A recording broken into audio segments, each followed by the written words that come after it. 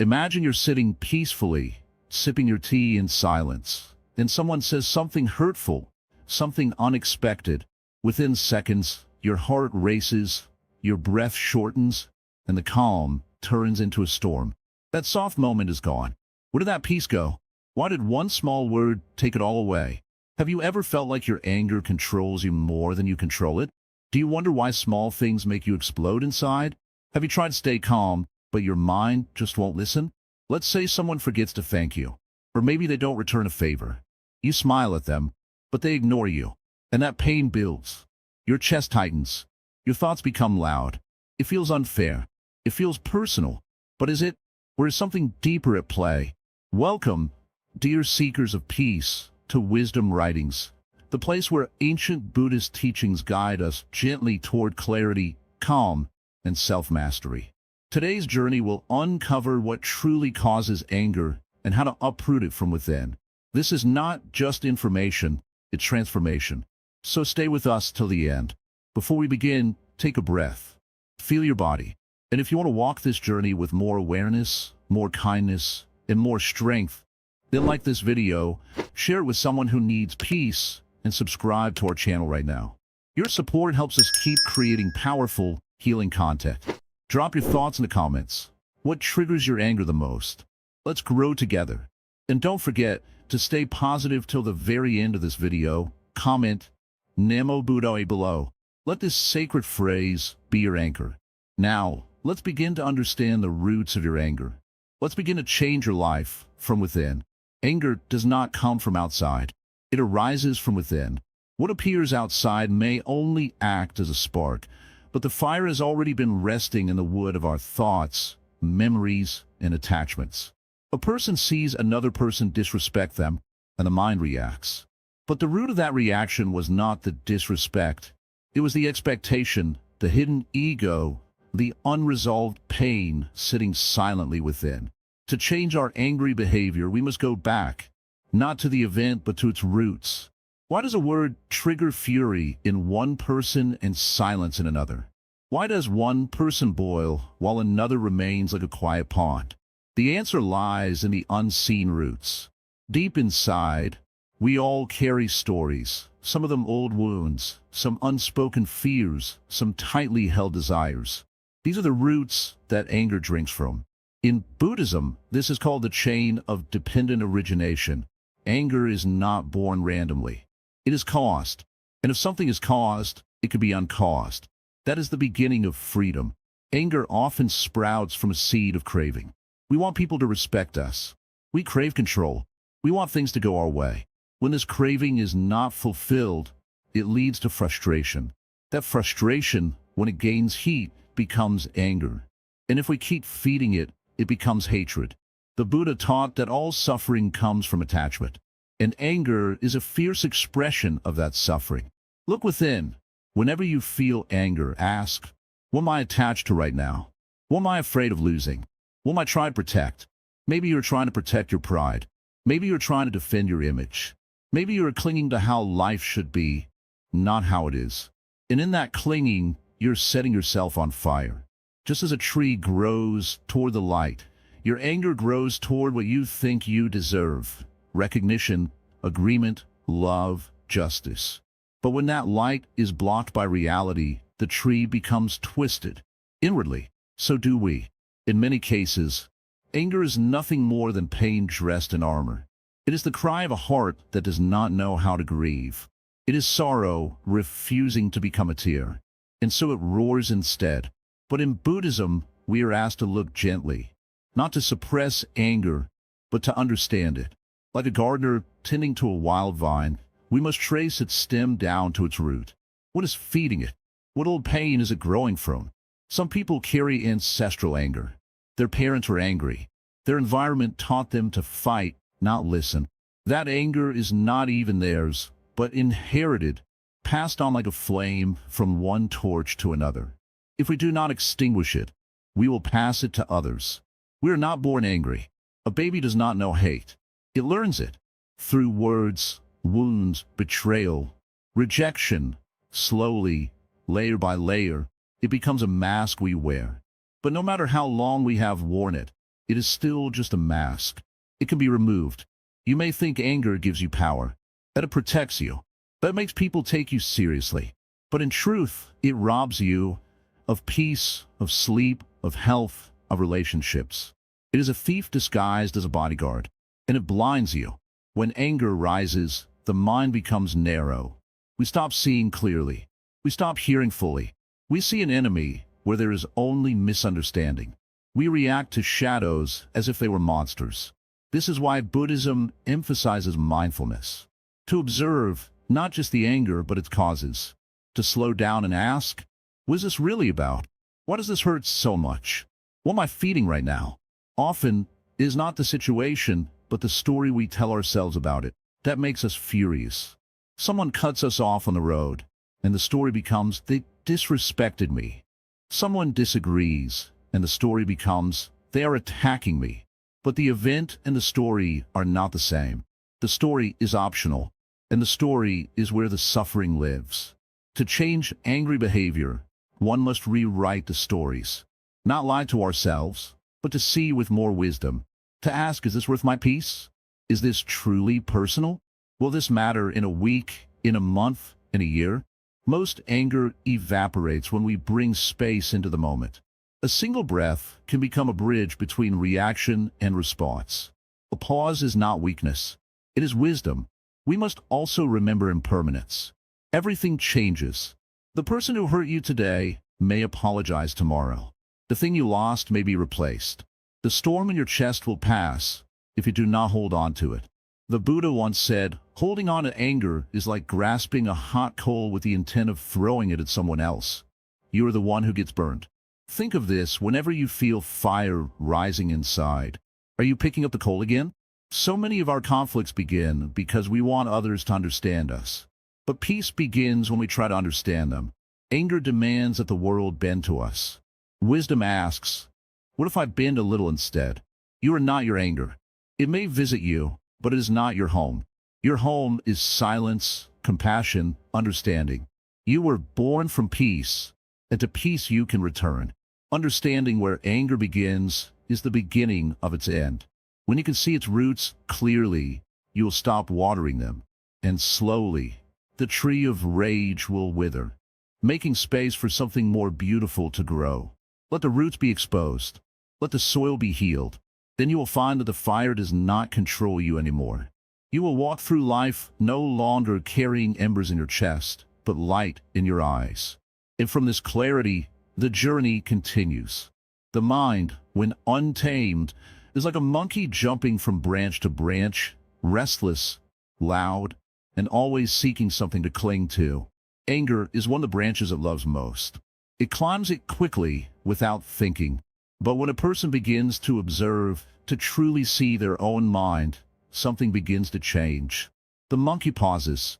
The fire of anger cools a little. In this pause, this simple act of noticing, is where mindfulness begins. In Buddhism, mindfulness is not a technique to be mastered. It is a way of living, a way of walking, speaking, breathing, and even becoming silent. It is the gentle art of being fully present in each moment without judging it, without resisting it. When we are mindful, we are not carried away by our emotions. Instead, we observe them like clouds drifting across the sky. Anger, too, becomes just another cloud. Most people think anger explodes out of nowhere, but that's not true. If you pay close attention, you will find that it begins subtly. A tightening in the chest, a clenching of the jaw, a heat in the belly. These are the whispers before the scream. Mindfulness helps us catch those whispers before they become shouts. Before the storm arrives, it helps us close the windows of the heart gently, instead of slamming the doors in frustration. The Buddha compared the untrained mind to a wild elephant, but he also said that the mind could be tamed with a calm, steady awareness. That awareness is mindfulness. When anger arises, we don't try to crush it. We simply shine the light of awareness on it. We name it softly in the mind. Anger is here. Just naming it can reduce its power. Just like how turning on a light removes the fear of shadows, naming your anger makes it less mysterious, less powerful. Some might ask, What's the point of being aware of anger if it still hurts? But that's the beauty. Anger only hurts because we believe it blindly. We think it is us. But in truth, it is only a visitor, a temporary storm. Mindfulness reminds us that we are the sky, not the storm. The sky is not harmed by passing clouds, even dark ones. Try this. Next time you feel irritation or frustration bubbling up, pause. Just take a single breath. Not a deep breath, not a forced breath, just a simple, natural breath. Feel the air entering your nose. Feel your belly rise and fall. That breath becomes a doorway, a path back to the present. You will notice that even one breath taken in awareness begins to dissolve the tightness inside. The ancient masters did not run from anger, nor did they feed it. They sat with it, quietly, like sitting with an old friend who's in pain. They listened, they waited, and then they let go. This is how anger transforms. Not through force, but through gentle understanding. One day, a monk asked his teacher, "Master, how do I deal with anger when it burns inside me like fire?" The master replied, "Do not pour more oil into the fire by clinging to it. Instead, sit by the fire, feel its warmth, and know when to walk away." The monk was confused at first, but over time he understood. To feel anger and not feed it, that is strength. Many people confuse mindfulness with passivity. But mindfulness is not weakness. It is power in its most peaceful form. When you are mindful, you're not pushed around by your emotions. You stand firm like a mountain. Anger may come and go, but you remain rooted in calm awareness. That is true courage. The Buddha himself faced many challenges, insults, and even hatred. But he responded not with anger, but with clarity and compassion. Why? Because he saw that anger harms not just others, but oneself. Holding on to anger is like holding a burning coal, hoping to throw it at someone. But all the while, it is your own hand that is burning. When you practice mindfulness daily, even in small ways, it changes your relationship with anger. Instead of reacting, you begin to respond. You begin to choose peace over rage, calm over chaos. This is not something that happens overnight. It is a path, a journey made one step, one breath, one choice at a time. Begin your day with awareness. As you wake up, before checking your phone, before speaking, take a moment. Breathe. Smile gently to yourself. Recognize the gift of this new day. This small habit plants a seed of peace that grows throughout the day. And when anger comes, as it surely will, it meets a calmer, more prepared heart. Even in the middle of conflict, mindfulness helps. Suppose someone shouts at you. The natural reaction is to shout back. But mindfulness offers a pause. It reminds you, this is their pain speaking. I don't need to echo it. You listen. You breathe. You stay silent. That silence is not weakness. It is wisdom, and it is powerful. One of the greatest gifts of mindfulness is that it teaches you to observe without judgment. When you get angry, do not punish yourself. Do not say, "I'm failing." Say instead, "I am learning." Every moment of awareness is a step on the path. Even when you fall mindfully. That makes all the difference. The monks of old carried no weapons, but their minds were sharper than any sword. They cut through anger not with violence, but with insight. They saw that anger arises from unmet expectations, wounded pride, or fear. They did not fight these things. They understood them, and in that understanding, they found freedom. Sometimes, the best way to handle anger is not to engage it at all. Just walk. Walk slowly. Feel your feet on the ground. Listen to the sounds around you. Let the rhythm of walking bring you back to the present. With every step, imagine you are walking away from anger and toward peace. Tea meditation is another practice the Buddha taught. When you drink tea, don't rush. Don't think. Just drink. Feel the warmth of the cup, the scent, the taste. Let all your attention rest in the act of drinking. This simple practice trains the mind to stay present. And a present mind is less likely to be consumed by anger. In every tradition of Buddhism, from Zen to Theravada, from Tibetan to Pure Land, the heart of the teaching remains the same. Be here now. See things as they are. Don't grasp. Don't push. Just be. In this being, anger loses its grip. It cannot thrive in the light of present moment awareness. When you practice mindfulness long enough, something remarkable happens. You begin to see your anger before it even arises. You feel it stirring like a wave far out at sea. And because you see it early, you can let it pass before it reaches the shore.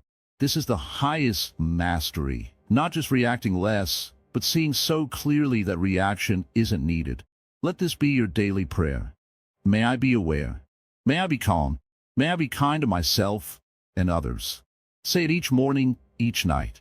Not as a chant, but as a reminder, a compass pointing you home, to the peace that lives within you, always waiting to be remembered. And if you forget, and you will forget, do not despair. Just return, again and again, to your breath, to this moment, to the quiet witness inside you who sees, who knows, who does not judge. This witness is the Buddha within, and it never leaves you. Anger, when it rises, feels like a storm. It does not send a message before it arrives. It does not knock at the door politely. It just breaks in.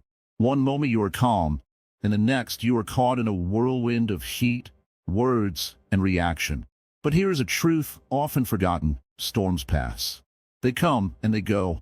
But how you stand during the storm, how you respond to it, defines whether you remain grounded or blown away. A man once asked the Buddha, "Master, how do I stop myself from getting angry?" The Buddha replied, "Before you try to stop your anger, first learn to see it clearly. Then you will know it was never truly yours." This is the first lesson in breaking the pattern, to notice. Just notice. Anger cannot control a person who watches it like a birdwatcher watches the bird, with attention, without grasping, without judgment. Most people live as if their anger is automatic. Someone says something insulting, and the mouth fires back. A situation turns difficult, and the heart grows heavy with rage. But nothing in you is truly automatic. You are not a machine. You are awareness clothed in human form. When the moment of anger comes, you can pause. Just one pause. Just one breath. That breath is your power. If a monk is insulted and he smiles gently, people call it discipline. But it is not discipline, it is wisdom. The monk sees the moment not as an attack, but as a mirror. The world throws its emotion, and he sees his reflection. When anger comes, don't ask, "Why is this happening to me?" Instead, ask, "What in me is reacting to this?" This question does not feed the anger. It untangles it. There is an ancient Buddhist practice known as the sacred delay. It is the practice of not acting immediately when a feeling of rage arises. In that delay, you do not suppress your anger, but you also do not let it explode. You simply hold it. You observe it as if it were a glowing coal in your hand. You feel its heat, and slowly, you see that it burns you more than it ever could burn anyone else. This sacred pause can be as short as 3 breaths. When someone hurts you with words, just breathe. When your plans fall apart, just breathe. When someone cuts you off on the road, just breathe. This breath is the difference between karma and wisdom. It is the space between reaction and response. And in this space, liberation lives.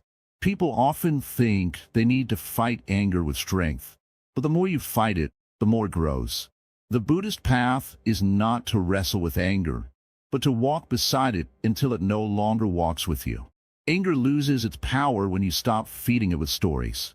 He did this. She always does that. Why can't they change? These thoughts are the food of fury. Starve them. The Buddha taught that anger is like picking up a hot coal to throw at someone. You are the one who gets burned first. So before you react, ask yourself, is this coal worth picking up? If it isn't, let it fall. Even if you were wronged, even if the insult was deep, your peace is too precious to be thrown away for a moment of satisfaction. One of the most powerful ways to break anger is to feel it without identity. Do not say, "I am angry." Say, "There is anger in me." This small change reminds you that you are not your anger. You are the space in which anger appears. The sky does not fight the storm. It lets the storm pass. Be like the sky. When a mind begins to rage, it often gathers old memories, like soldiers for battle. It remembers what was said years ago. It replays old scenes with painful precision. But you're not living in those memories now. When anger reaches for the past, gently tell it, I'm not going there today. Bring your attention back to now, the sound of your breath, the ground beneath your feet, the truth that this moment is new. Even monks feel anger. They just do not dwell in it. They see it like a passing visitor, one who arrives without invitation, and who must not be allowed to stay. If you treat your anger like a guest, you will not give it a room in your heart. You may serve it tea, ask why it came, and then show it the door. There's a quiet practice that can change everything. Loving kindness. When anger rises, send thoughts of goodwill not just to yourself, but to the one who triggered you. It is not easy, but it is powerful. Think, may I be well. May they be well. May all beings be at peace. This prayer softens it around. It turns fire into water. Often, people justify their anger. They say, but I was right. Yet being right does not mean being wise. A wise person values peace more than victory. Being right may win an argument, but losing anger wins your freedom. Which would you rather carry? Children cry when they are hurt, and no one judges them. Adults shout or stay silent in pain, and the world calls it personality. But what if every outburst was just a cry that wasn't understood? Try to see the angry person not as an enemy, but as someone in pain, even if that person is you. Compassion breaks the cycle. Many have asked, but how can I hold my anger when I'm so hurt? You don't need to hold it tightly. You only need to hold it gently, the way you would hold a wounded bird. You don't hide it. You don't release it wildly. You cradle it. And as you do, the bird heals. And when it heals, it flies away. Anger thrives on noise, the noise of thought, the noise of reaction, the noise of memory. To break its hold, you must enter silence. Even 5 minutes of stillness each day is a medicine. Sit. Close your eyes. Watch the breath. Let the fire cool. When the mind is quiet, it remembers its original peace. Once a young man came to a monk and said, Master, I have a terrible temper. What should I do? The monk gave him a candle and said, sit in the dark and watch this flame. Every time you feel anger, come back to this light. Days passed, then weeks. The man's anger softened, not because the flame changed anything, but because in watching the flame, he began to watch himself. You don't need a temple to break anger. Your daily life is your temple. Every interaction is a mirror. Every irritation is a teaching. Every person who triggers you is a silent master, showing you what still needs healing within. If you treat life like a classroom, anger becomes a teacher, not a curse. The path of peace is not about avoiding conflict. It is about bringing presence into conflict. When someone else is angry, your stillness can calm them. Your calm breath is more powerful than 1,000 loud words. The world needs more quiet warriors, those who disarm pain not with fists, but with presence. And finally, remember this. You are not failing if anger comes again. You are human. Even the Buddha was tested. What matters is not how many times anger visits, but how often you welcome peace instead. Keep choosing calm. Keep pausing. Keep breathing. And one day you will see the storm has passed, and you're still here, unmoved, unshaken, whole. Anger is fire, but fire, if directed skillfully, can warm a cold house. It can cook a nourishing meal. It can give light in the darkness. So too can the fire of anger be transformed, if one truly understands it, into compassion, the highest form of human warmth. A wise person once asked the Buddha, how can I stop being angry? The Buddha smiled gently and said, do not fight your anger. Observe it, listen to it, then teach it how to love. That is the way of transformation. In the teachings of the Dhamma, anger is not an enemy to be destroyed. It is a messenger. It is trying to speak. And it often says, I am hurt. I feel powerless. I want someone to see me. To turn anger into compassion, one must begin with recognition. When you feel your body tighten, when your breath shortens, when your heart beats faster, stop. Do not speak. Do not move. Just breathe. This single act of stopping is a great power. Like a sword returned to its sheath. No one is harmed. Nothing is broken. The mind is given time to see clearly. Buddhism teaches us that emotions are not permanent. They rise, stay for a while, then fade. Anger is like a thunderstorm. It may be loud, it may shake the ground, but cannot stay forever. If you let it pass without adding more clouds, you will find clarity afterward. But if you add stories, he did this, she said that, they never understand, then you feed the storm, and the sky remains dark. So, when anger arises, treat it like a child crying in the dark. You do not scream at the child. You hold it gently. You ask, what are you afraid of? Your anger, too, needs this tenderness. Look deeply.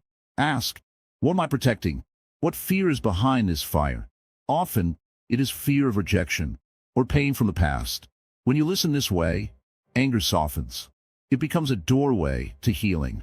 There is a story from ancient times. A man insulted the Buddha repeatedly, trying to provoke him. The Buddha did not react. The man asked, why do you not respond with anger? The Buddha said, if someone offers you a gift and you do not accept it, to whom does the gift belong?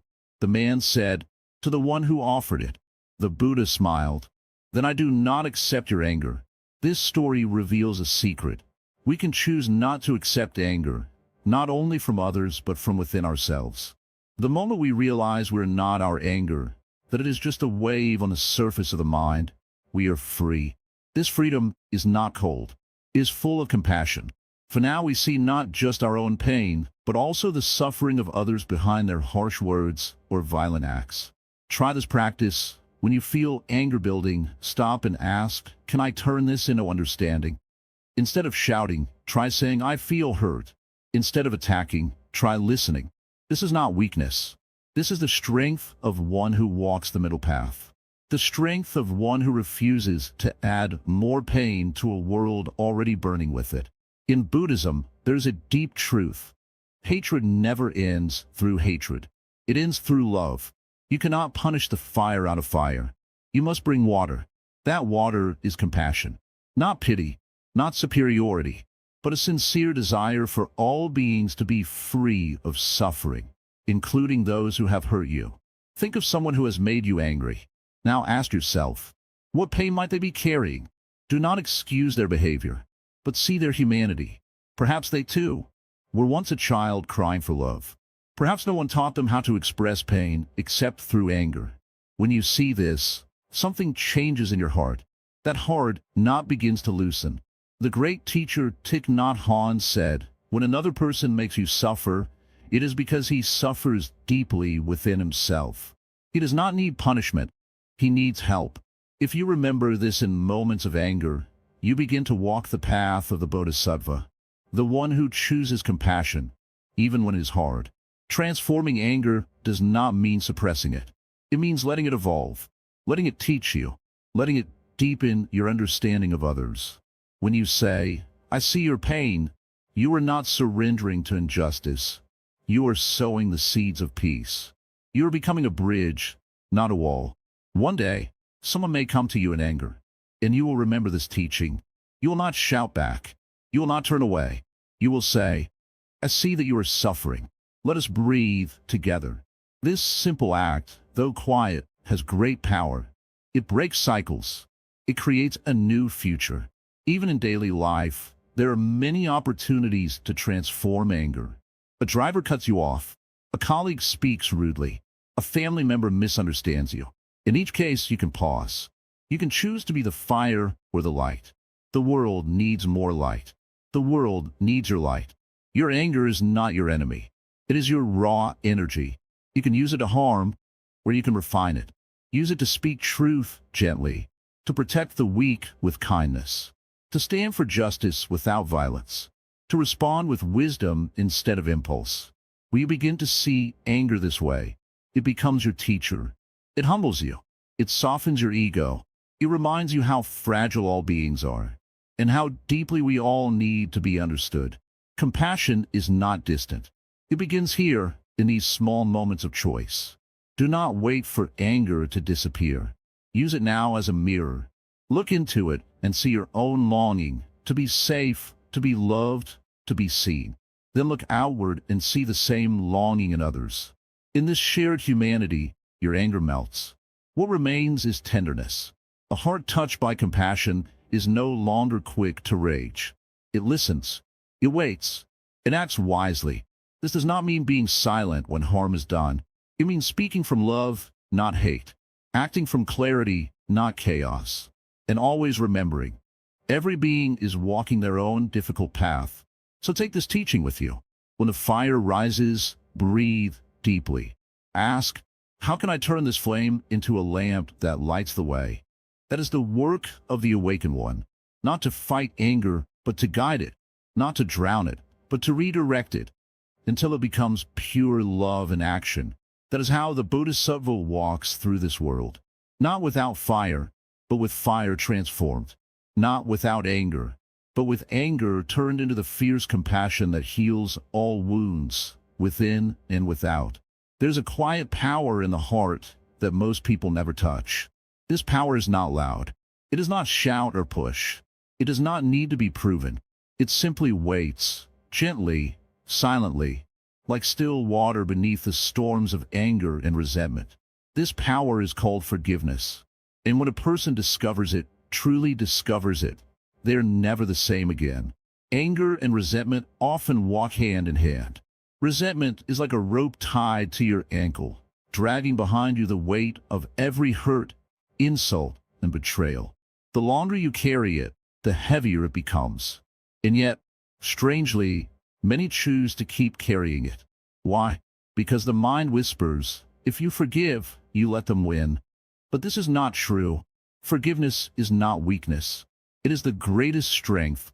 Buddha taught that holding on to anger is like grasping a hot coal with the intention of throwing it at someone else. You are the one who gets burnt. Forgiveness, then, is simply this, the act of dropping the coal. Not because the other deserves peace, but because you do. In daily life, people often believe that forgiveness must be earned, that someone must apologize, or suffer, or make things right before they can be forgiven. But in the Dhamma, forgiveness is not something we give for others. It is something we do within ourselves. It is a release, a cleansing, a return to balance. One does not wait for the seasons to change. One simply opens the window when it is time. Forgiveness works the same way. There is no perfect moment, no right words, no guarantees that others will understand. Forgiveness is an internal decision, a sacred surrender, a letting go, not for their sake, but for your freedom. Imagine your mind like a clear sky. Every grudge, every resentment is a dark cloud drifting by. If you hold on to these clouds, you cannot see the light. But if you let them go, the sky returns to its natural clarity. The heart, too, knows this clarity when it forgives. But it is not always easy.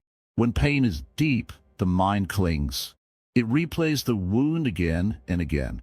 It feeds the memory like a fire. And every time we remember, the flame grows hotter. This is how anger turns to hatred, and hatred becomes a prison. A prison with no bars, only thoughts. Yet even this prison can be unlocked. Not with force, not with revenge, but with understanding. The Buddha said, hatred does not cease by hatred, but only by love. This is the eternal law. Forgiveness begins when we stop feeding the fire and start offering the water of compassion. Compassion does not mean approval. Forgiveness does not mean forgetting. You can forgive someone and still remember. You can forgive and still set boundaries. You can forgive and choose to walk away. What changes is the burden. What shifts is the weight in your chest. The wise learn to see people not as enemies, but as fellow travelers on a difficult road. Everyone carries wounds. Everyone has acted from ignorance or fear, including ourselves. When we see this, our anger softens. We stop asking, why do they hurt me? And start asking, what pain must they carry to behave that way? This shift of question opens the heart. It replaces judgment with curiosity, blame with compassion. It doesn't erase the past, but it allows us to stop reliving it. The present becomes free, and in this freedom, there is peace. Some carry pain from long ago, a parent's cruelty, a friend betrayal, a partner's silence. These wounds seem frozen in time, but even these can thaw, slowly, gently, like ice melting under the sun. The sun, in this case, is awareness. Awareness that you are not your pain, that you can choose release. Sometimes, the hardest person to forgive is yourself. You look back and see mistakes, words you regret, actions you wish you could undo. And the anger you hold is not for others, but for your own reflection. This too must be released. The Buddha reminded us, just as we wish to be free from suffering, so do all beings, including ourselves. Self-forgiveness is not indulgence. It is recognition that you are human, that you are learning, that you are not the same person you were then, and that you deserve the same compassion you offer to others.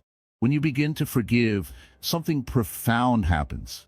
The body relaxes, the breath deepens, the mind quiets, and in this stillness, you may feel something you haven't felt in a long time: lightness, the lifting of the invisible weight, the return of calm. Forgiveness is not a single moment. It may take time. It may come in waves. Some days you may feel peaceful, and other days the memory may sting. This is natural.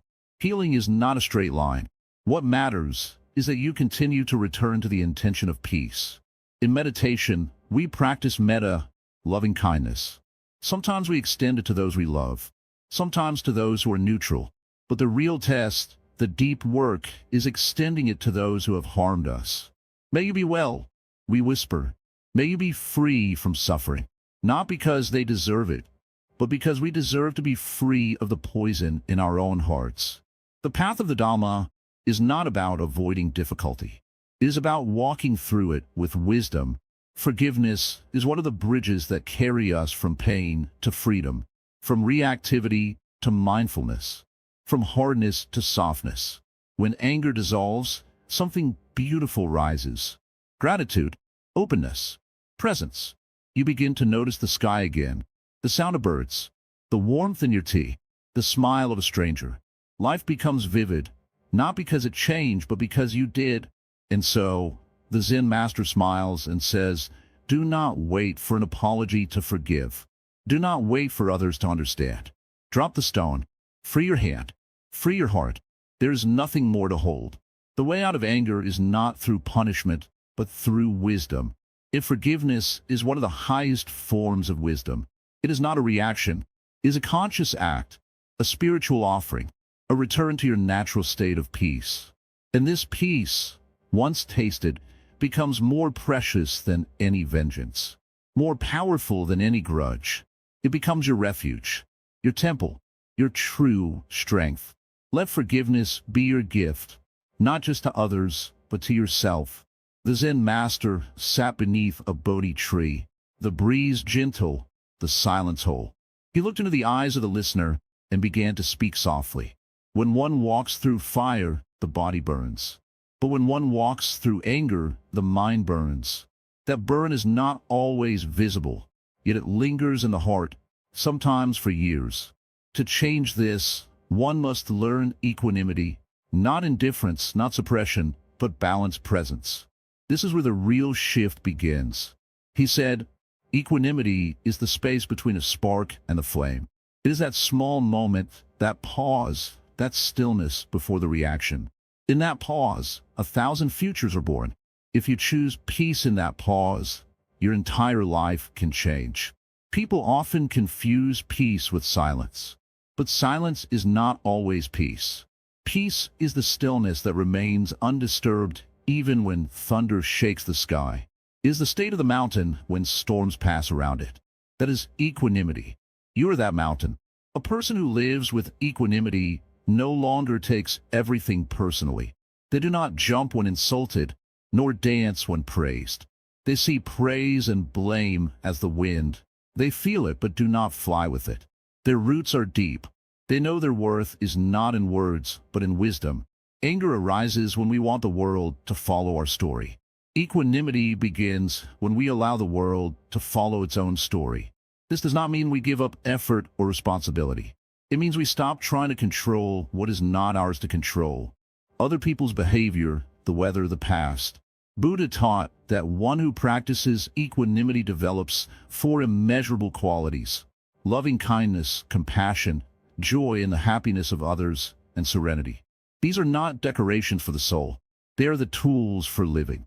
Without them, anger finds easy soil.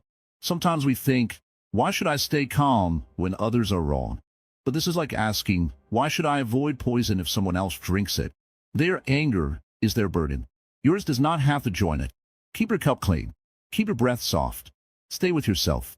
The Zen Master looked out over the valley and said, "A tree does not shout when the wind blows. It bends, it yields, and in doing so it survives. You must learn to bend without breaking, to soften without surrendering your truth. That is the strength of equanimity. Practice is the only path. No idea, no teaching, no book, not even this one, will bring you equanimity unless you practice it in moments of tension. When someone yells, when your blood rises, when your ego wants to win, breathe. That breath is your gate. Step through it. Sometimes we think equanimity will make us passive, but the truth is, it makes us powerful. When you are calm, you see clearly. When you see clearly, you act wisely. You speak only what needs to be spoken. You step only where you are needed. No more, no less. Imagine you are in a boat on a still lake. Someone throws a stone and ripples spread. But if you wait, the ripples settle. The lake returns to stillness. Your mind is that lake. Anger may come as stones, but if you don't throw more, peace returns. Equanimity is waiting. There will be times when you fail, times when you shout, slam doors, speak words that bite. Do not punish yourself. Notice it. Breathe. Bow to the lesson. And begin again. Each moment is a fresh chance to respond instead of react. This is the miracle of human life. Equanimity is not a straight road. It is a spiral. You come back to the same situations, but each time with a little more awareness, a little more gentleness. Like waves returning to the shore, again and again, but never the same wave. Do not wait for life to be easy to practice balance. Practice when life is hard. That is when it counts. That is when the roots grow deepest. Calmness born in chaos is stronger than peace found in comfort. It is that calmness that builds your strength. Buddhist monks train for years not to escape emotions, but to understand them. Equanimity does not remove anger. It transforms it. You will still feel heat, but the fire no longer controls your hands, your tongue, or your steps. You become the master, not the slave. Try this. The next time someone criticizes you, listen. Not to agree, not to defend, just to observe your mind. See how it reacts. See how the ego wants to speak. Then smile gently inside. That smile is not weakness. It is the strength of someone who is awake. The Zen Master said, "In the face of fire, do not become smoke. Let the fire burn out on its own. Let others rage while you remain rooted. Your silence is not submission. It is wisdom standing tall. Every day, the sun rises without anger, and the moon shines without envy. Nature teaches equanimity in every moment. Learn from the trees, the rivers, the stars. They move, they change, but they do not resist. They simply are, and they remain. And so, if you seek a life of freedom, begin here. Begin with breath. Begin with stillness. Begin with watching your reactions like clouds in the sky. You are not the storm. You are the space the storm moves through. You are not the flame. You are the light behind it. And with that, the Zen Master grew quiet. The wind moved. A bird flew by. The moment passed in peace.